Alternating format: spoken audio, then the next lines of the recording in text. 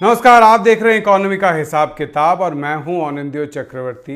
आप जानते होंगे कि दुनिया भर में कोरोना वायरस के चलते क्या हुआ है। कच्चे तेल का दाम बहुत बुरी तरह से गिर गया है और कच्चे तेल का सबसे ज़्यादा इस्तेमाल किस में होता है? जी हाँ, पेट्रोल डीजल पर। और इससे क्या हुआ है? दुनिया भर में पेट्रोल और डीजल के दाम बहुत गिर गए हैं। उपभोक्ताओं को फायदा हो रहा है। हाँ खैर, लॉकडाउन में कितना फायदा हो रहा है पता नहीं, लेकिन जो एसेंशियल सर्विसेज यानी कि आवश्यक काम करते हैं उनको फायदा हो रहा है। जो कृषि में काम करते हैं, डीजल का इस्तेमाल वहां पे होता है, उनको फायदा हो रहा है। सिर्फ एक देश छोड़कर, और वो है भारत। क्यों?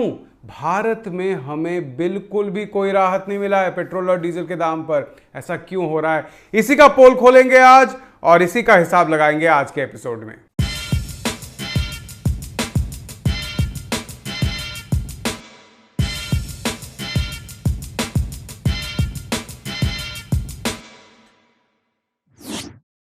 तो सबसे पहले तो अब समझ लेते हैं कि पेट्रोल के दाम तय कैसे किए जाते हैं। देखिए, कच्चा तेल तो सीधा आप गाड़ी में नहीं डाल सकते, आपकी गाड़ी नहीं चलेगी, खराब हो जाएगी।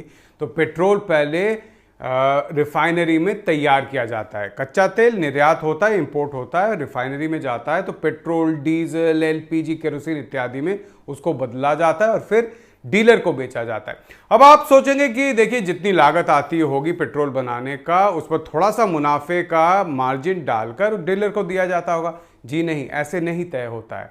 पेट्रोल का दाम एक तरीके से सरकार तय करती है। एक ट्रेड पैरिटी प्राइस सारे जितने रिफाइनिंग कंपनी हैं, तेल कंपनी हैं, उनको मिलता है।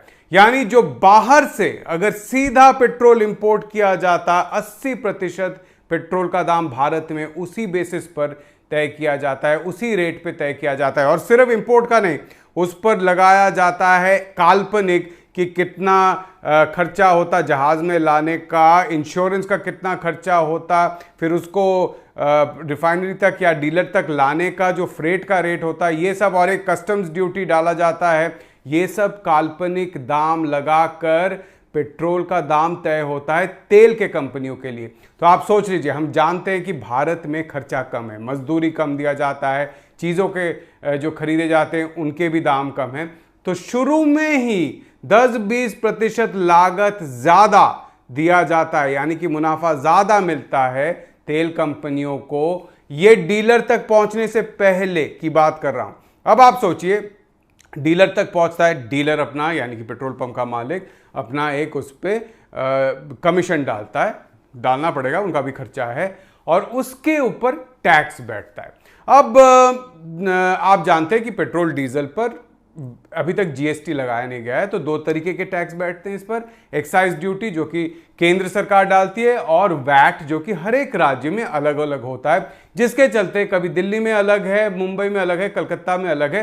पेट्रोल का रेट हर जगह पे थोड़ा सा पेट्रोल का रेट अलग होता है, क्योंकि वैट अलग होता है उस पर हर राज्य का। अब आप सोचिए कि जीएसटी का हाईएस्ट रेट क्या है? 28%। हाँ, थोड़ा बहुत एक्साइज, एक्स्ट्रा सेस वगैरह डाला जाता है सिगरेट वगैरह पे, लेकिन स्लैब सबसे ऊंचा है 28%। अब अगर 28% रेट से टैक्स जीएसटी पेट्रोल डीजल पर डाला जाए तो क्या दाम होगा?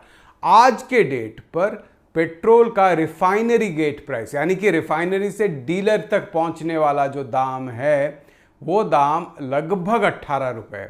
डीलर कितना लेता है? डीलर लेता है लगभग 3.5 रुपए। तो अगर कोई भी टैक्स ना होता, तो हम लोगों को पेट्रोल इस वक्त 21.5 रुपए में मिलता प्रति लीटर। लेकिन हाँ, टैक्स तो बैठना चाहिए, और अगर हम सोच लेंगे 28% टैक्स जीएसटी का लग जाए तो कितना देना पड़ता हम लोगों को? 27.5 रुपए। फिर से बता रहा हूं मैं, 27.5 रुपए के आसपास देना पड़ता हम लोगों को 1 लीटर पेट्रोल, अगर 28% जीएसटी सरकार लेती तो। लेकिन हम देख इतना रहे हैं, एक बात देख लेते हैं, ये 6 मई का डेटा है, इसको थोड़ा डिटेल में देख लेते हैं। तो 6 मई का डेटा हमें कहता है कि हम लगभग 71 रुपए दे रहे हैं। दिल्ली में 71 रुपए से थोड़ा ज्यादा दे रहे हैं प्रति लीटर पेट्रोल पर, यानी उस पर टैक्स कितना है? लगभग 50 रुपए। केंद्र सरकार और राज्य सरकार दोनों मिलाकर लगभग 50 रुपए टैक्स हमसे वसूल रही है 1 लीटर पेट्रोल पर इस वक्त। यानी टैक्स का रेट हुआ 175%।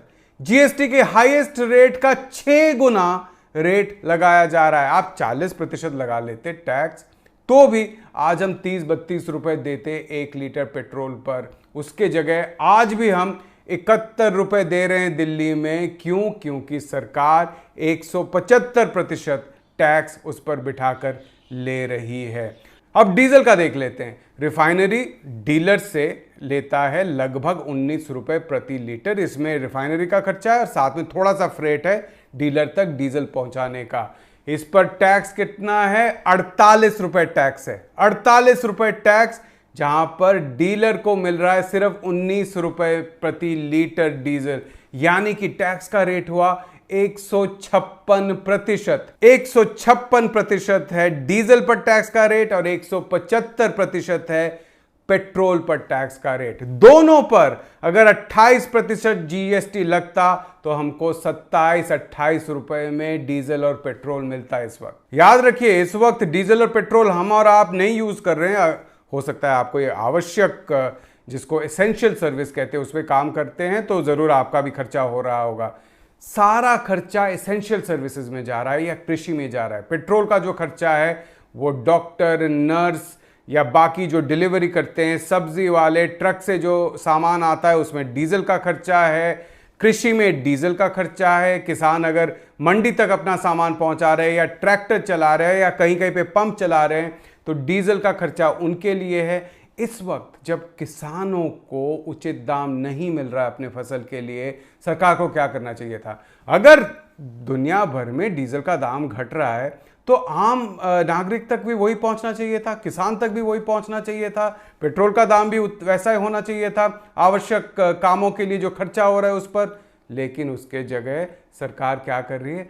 अपनी टैक्स की वसूली बढ़ा रही है। आप कह सकते हैं कि भैया लॉकडाउन से पहले भी तो इतना ही था, पेट्रोल के दुनिया भर में दाम गिरने से पहले भी तो हम इतना ही देते थे, तो हमें क्या फर्क पड़ रहा है? सरकार थोड़ा सा टैक्स ज्यादा वसूल रही है तो हमें तो कोई फर्क नहीं पड़ रहा है, सरकार ले ले तो क्या फर्क पड़ रहा है आपको? देखिए, याद रखिए, ये ऐसा वक्त है जब पूरी इकोनॉमी ठप पड़ी हुई है। ऐसा वक्त है जहां पर बहुत सारे छोटे कारखाने बंद है, बहुत सारे छोटे बिजनेस जितने हैं उनका खर्चा बहुत ज़्यादा हो रहा है लेकिन उनकी कोई भी आमदनी नहीं है। बहुत सारे लोगों की नौकरी गई है, काम चला गया है। बहुत सारे मिडिल क्लास के लोगों के नौकरी गई है, उनका सैलरी कट हुआ है या उनको ज़बरदस्ती अनपेड लीव पर भेजा गया है।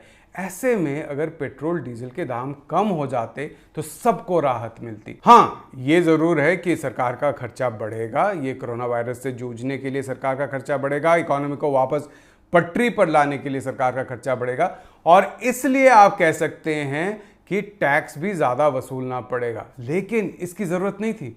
पेट्रोल डीजल पर आराम से आम नागरिक को राहत मिल सकती थी। सरकार राजकोषीय घाटा जो है उसको बढ़ा सकती थी, जैसे कि दुनिया भर के सरकार कर रहे हैं इस वक्त, सिर्फ मोदी सरकार नहीं कर रही है। तो एक चीज आप याद कीजिएगा कि कॉरपोरेट का जब टैक्स काटना होता है तो तुरंत मोदी सरकार सामने आ जाती है, लेकिन आम नागरिक के लिए टैक्स की छूट न देकर टैक्स वसूली करती है, ज्यादा बढ़ाती है। ये समझिए और दूसरों को भी ये वीडियो जरूर दिखाइए और अगर उन्होंने वीडियो नहीं देखा है या टाइम नहीं है तो ये बात उन तक जरूर पहुंचाइए।